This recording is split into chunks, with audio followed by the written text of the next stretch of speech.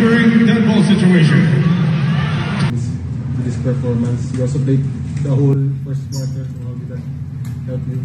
Well, I know Coach wanted me to come out and probably be aggressive. He was starting, so I just locked in and was thinking about ways I can attack, space the floor, be ready to hit that open shot. Because last game I think we shot pretty poorly, so I just put a little extra focus on hitting the shot, and we failed, and shots fell.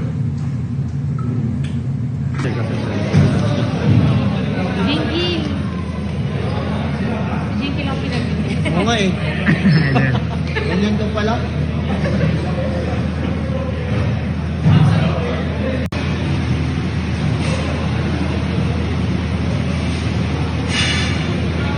Ganito ba? Tonight he delivered. So talk about his performance. Well, we've seen Justin's, I always kid my wife, like after a bad loss, I always kid my wife by saying, if you had been a first-time watcher of Justin Brownlee and you watched that game and got game 2, you'd think, oh, you need to change your input. He has those type of games, it just happens. But, they're few and far between, and he always responds coming back the next time. So you never have to worry about it. I mean, imagine if Justin was dominated that much and that was our first game of the conference and you've never seen him play. You'd probably think, well, he's not good enough. But, that's why you don't judge an import by one game, or their first game or by one game. He's going to have those kind of nights. Defense is really key on him. They're going to come out with a good scheme once in a while that he hasn't seen, or I think the fact that RHS was RHJ or Jefferson, Hollis Jefferson was on him, I think kind of surprised him because we hadn't seen that before. And he hadn't really guarded imports throughout the whole conference. And so we weren't expecting him to go out and guard him. So he caught us off guard, he caught him off guard.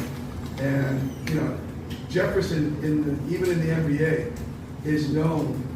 They have a term in the NBA where they have certain players. I know this from the Summer League in Miami. They have certain guys that they term elite defenders, and these guys are the guys that come out and just really focus.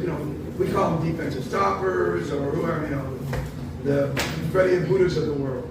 And RHJ was really known. And, I've even heard it then, and I've heard it in the past, and when I was scouting it myself, that he was one of the elite defenders of the NBA. So, he'd come out and he would go on to the LeBrons and the guys like that and try to stop these guys. So, that's a tall task for Justin to go and try to beat this guy one-on-one all day long. Even LeBron had a hard time with it. Maybe. I'm not sure. But that's why he has a reputation. There was another guy in the Miami Heat team that they were grooming to be an elite defender. His name was Highsmith. And he plays for the Miami Heat now.